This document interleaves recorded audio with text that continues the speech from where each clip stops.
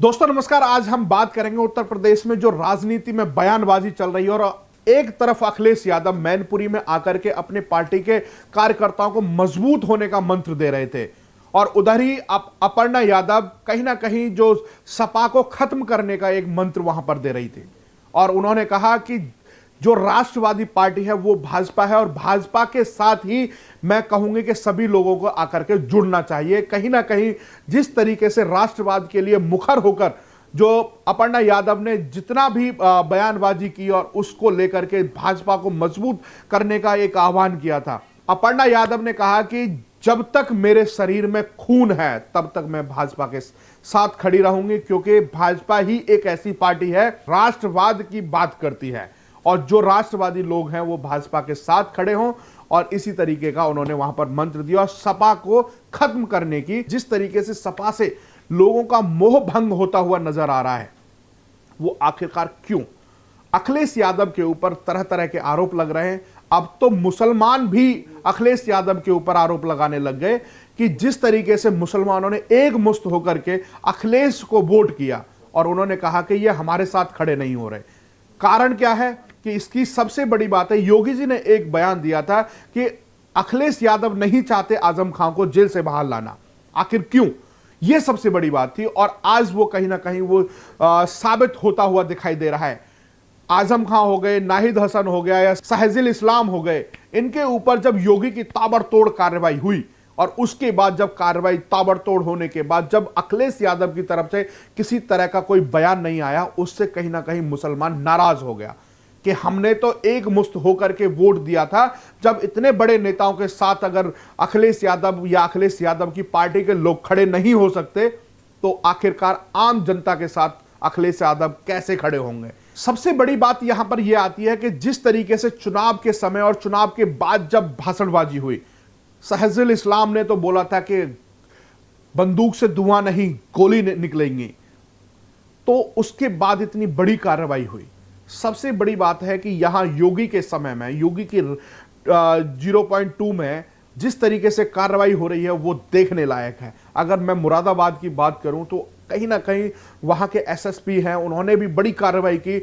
जो मीट का अवैध कारोबार था उस पर कहीं ना कहीं 250 करोड़ जो महीने का आयात और निर्यात होता था उस पर एक बहुत बड़ा आघात किया और वहां के जो बड़े बड़े जो माफिया थे उनको कहीं ना कहीं जेल के अंदर डाला। और वो बड़े माफिया ये भी चाहते थे कि इतने बड़े जैसे ये अधिकारी हैं इनका जल्दी से जल्दी तबादला हो जाए। हालांकि मुरादाबाद से बबलू कुमार जो एसएसपी हैं उनका ट्रांसफर हो चुका है, वहां पर कोई और आ गए हैं पर उनको अभी जगह नहीं दी गई। इस तरह की जो ताबड़तोड़ कार्रवाई है, योगी के साथ साथ यहां इनके अधिकारी भी ताबड़तोड़ कार्रवाई कर रहे हैं। लोगों को योगी का जो कार्यशैली है क्यों पसंद आ रहा है? योगी का कार्यशैली इसलिए पसंद आ रहा है कि अगर किसी तरह की जो हरकत होती है उस पर तुरंत कार्रवाई होती है, अगर उसका इलाज होता है तो सीधा बुलडोजर पहुंच जाता है। तो जिस तरीके से मुरादाबाद के अंदर आरोपी जब पुलिस की गिरफ्त से बाहर था तो आरोपी के घर पर जब बुलडोजर पहुंच गया और उनके परिवार से कहा गया कि आरोपी को गिरफ्तार करा दिया जाए, नहीं तो बुलडोजर अब बड़ी कार्रवाई करेगा, तुरंत हाथ जोड़ करके वो रेपिस्ट पुलिस थाने पहुंच जाता है। इसी तरह की कार्रवाई से लोग कहीं ना कहीं खुश हैं, क्योंकि जो अपराधी है, अपराधी के लिए योगी ने पहले भी कहा था कि सख्त निर्देश है, या तो यूपी छोड़ दे या फिर जेल के अंदर जाएंगे। इसी तरह की जब जैसे ही शपथ योगी जी ने ली तो जगह जगह से बड़े पोस्टर्स ले लेकर के लोग अपना सरेंडर करने पहुंच गए थे और उन्होंने कान पकड़ के दंड बैठक भी मारी कि ऐसे अपराध हम कभी नहीं करेंगे। अभी बड़ी कार्रवाई हुई, उसके बाद जब गाड़ियों के चोर बड़ी बड़ी गाड़ियों को, लग्जरियस गाड़ियों को उठा करके ले जाना और उनके पार्ट्स काट देना, फिर अवैध रूप से उसको मार्केट में बेच देना, उनके ऊपर भी बड़ी कार्रवाई हुई। रातों रात उनको गिरफ्तार कर लिया गया, 2 से 2.5 करोड़ का माल जब्त किया गया, कई गाड़ियों को जब्त किया गया, 2 व्हीलर और 4 व्हीलर भी गाड़ियां जब्त की गई। अगर इसी तरह की कार्रवाई अगर देश के अंदर हर राज्य में होने लगे तो काहे को किसी की गाड़ी चोरी होगी, काहे को किसी की बाइक चोरी होगी? इस तरह की अगर कार्रवाई होती है तो कहीं ना कहीं जनता सरकार के साथ खड़ी हो जाती है। इसी तरीके से आपने देखा रामनवमी के जुलूस में अगर मध्य प्रदेश के अंदर खरगोन में अगर उनके ऊपर पथराव किया गया तो उनके जिस घर से पत्थर निकला था उसी घर को पत्थरों में तब्दील कर दिया। इस तरह का गृह मंत्री का भी बयान था और वो करके दिखाया। अगर ऐसे कानून हमारे देश के अंदर बने तो कहीं ना कहीं जो अपराध और भ्रष्टाचार जो दिखाई दे रहा है वो बिल्कुल खत्म हो जाएगा। इसी पर अखिलेश यादव कहते हैं कि जो बुलडोजर चल रहा है वो कहीं ना कहीं संस्कृति को ध्वस्त कर रहा है। आज अखिलेश यादव को संस्कृति से बड़ा प्यार होने लगा। चुनाव के समय तो जिन्ना को बड़ा महिमा मंडित किया था, आजादी के नायक बताए गए थे, सरदार वल्लभ भाई पटेल से उनकी तुलना की गई थी। आज उनको संस्कृति याद आ रही है कि बुलडोजर जहां चल रहा है वो संस्कृति को ध्वस्त कर रहा है। संविधान बचाओ के लिए हम यात्रा निकालेंगे। संविधान कहां था? जिस समय पे मुजफ्फरनगर के अंदर दंगे हो रहे थे उस समय संविधान कहां था? इस तरह के कई जगह दंगे हुए, उस समय संविधान कहां था? जो संविधान सरकार से बाहर निकलते ही संविधान की दुहाई देने लगते हैं। इसी तरह से ओवैसी हैं, वो भी कई बार संविधान बचाओ की बात करते हैं। आज कांग्रेस भी कहीं ना कहीं सत्ता से बाहर है तो वो लोकतंत्र बचाओ की बात करती है। आखिरकार सत्ता में रहने के समय तब तो भूल जाते हैं कि संविधान और लोकतंत्र जैसा हमारे देश के अंदर किसी तरह की कोई चीज है। कश्मीर के अंदर 1992 में हो गया, मानवाधिकार और संविधान सब गायब थे।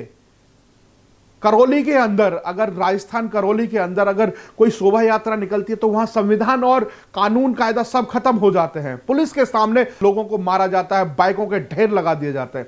संविधान की सिर्फ दुहाइयां दी जाती हैं, सब गायब हो जाता है। अगर इसी तरीके की बात करें तो आगे बढ़ते हैं तो अब कहीं ना कहीं शिवपाल भी मुलायम सिंह नेताजी से आशीर्वाद लेने पहुंच गए हैं। कयास लगाए जा रहे, अंदरूनी खबरें हैं कि बहुत जल्द ही भाजपा ज्वाइन कर लेंगे। अब यह सोचने वाली बात है, एक तरफ तो अर्पणा यादव बीजेपी ज्वाइन कर गई, एक तरफ अब शिवपाल यादव इधर आ रहे हैं और जो बड़े बड़े नेता हैं वो सपा को छोड़ करके बाहर जा रहे हैं। आखिरकार सपा का अस्तित्व क्या बचेगा? यह सोचने वाली बात है। जिस तरीके की जो कयास लगाए जा रहे हैं, कहीं ना कहीं बहुत ही जल्द शिवपाल यादव योगी जी की शरण में आ जाएंगे। योगी जी से कई बार मुलाकात भी हो चुकी है, इस तरह के सूत्रों के हवाले से खबरें आई। अब किन नीतियों पर यह बात होंगी, यह सोचने वाली बात है, क्योंकि शिवपाल यादव समाजवादी पार्टी है, उसकी रीढ़ की हड्डी माना जाता था। नेताजी के साथ कंधे से कंधे मिलाकर के उन्होंने उस लोहिया परिवार की पार्टी को आगे बढ़ाया। कहीं ना कहीं शिवपाल यादव को एक मजबूत नेता माना जाता है, परंतु अखिलेश ने ऐसे दरकिनार कर दिया कि शिवपाल यादव के अंदर कुछ है ही नहीं। शिवपाल यादव मीटिंग हुई, उसमें नहीं बुलाए गए तो शिवपाल यादव नाराज हो गए और नेता प्रतिपक्ष के नेता बनने की कोशिश में थे शिवपाल यादव, तो उनको उस मीटिंग से ही बाहर रखा। तो कहीं ना कहीं उस नाराजगी को जाहिर तो नहीं किया, परंतु वो इतने नाराज हो गए कि उन्होंने सोचा कि अब समाजवादी को अर्पणा यादव की तरह ध्वस्त करके अब उसके बाद कहीं ना कहीं भाजपा ज्वाइन कर ली जाए। 25 मार्च को जब योगी जी ने शपथ ली और उसके बाद जब दंदनाता हुआ बुलडोजर कई जगह कई जिलों में दिखाई दिया, उसके बाद यह मैसेज जाने लगा कि आखिरकार योगी जी ने जो कहा था, मई जून में शिमला बनाने की जो बात कही थी और जो गर्मी शांत करने की बात कही थी, वो कहीं ना कहीं वो साबित होता दिखाई दे रहा है। अब नाहिद हसन के परिवार के ऊपर भी चला और नाहिद हसन के ऊपर भी कहीं ना कहीं बुलडोजर चलना शुरू हुआ, तो उस चीज को लेकर के बड़ी खलबली मच गई। मुस्लिम वोटर तो बिल्कुल ही नाराज हो गया कि अखिलेश यादव किसी तरह का बयान क्यों नहीं दे रहे और इन नेताओं को बचाने की बात क्यों नहीं कर रहे। सबसे बड़ी बात यहां पर आती है कि जब योगी जी जनता दरबार लगाते हैं और वहां पर एक महिला अपनी फरियाद लेकर के पहुंचती है और उस फरियाद को सुनने के बाद जब अधिकारियों को बोला जाता है तो महिला जब तक गेट पर जाती है उस महिला की सुनवाई पूरी हो जाती है। इस तरह का एक्शन कौन नहीं चाहता, और सभी लोग ये चाहते हैं कि इस तरह के एक्शन जो योगी जी ले रहे हैं वो हर राज्य में लिए जाए। इसी तरीके से आपने मध्य प्रदेश के अंदर देखा, अब इसी तरीके से बुलडोजर बिहार में भी चला तो कहीं ना कहीं राबड़ी देवी को भी बड़ा पसंद आया, बोले कि योगी जी का बुलडोजर तो बड़ा कमाल का है, ये बिहार तक भी आ गया और बहुत अच्छा काम कर रहा है। इसी तरह से उत्तराखंड में भी चला। कई राज्यों में बुलडोजर चलने के बाद जो हलचल मची तो विपक्ष को वो चीज पसंद नहीं आई, क्योंकि बुलडोजर के नाम पर और बुलडोजर के काम पर जो उत्तर प्रदेश में प्रचंड बहुमत की जो सरकार बनी है उसी से कहीं ना कहीं विपक्षियों में हलचल हो गई और हड़कंप मच गया। अब इसी तरीके से अगर हम बात करें कि अगर बुलडोजर इसी तरीके की कार्रवाई करता रहा तो ना तो उत्तर प्रदेश में, ना मध्य प्रदेश और ना किसी राज्य के अंदर अपराधी ढूंढने से नहीं मिलेंगे, जेलों के सलाखों के अंदर होंगे। इस तरह की कार्रवाई कहीं ना कहीं आम जनता को बड़ा सुखद महसूस कर रही है। जब पहले योगी की सरकार बनी तो उस समय एंटी रोमियो स्क्वाड जब बनाया तो उसका भी बड़ा मजाक उड़ाया गया था।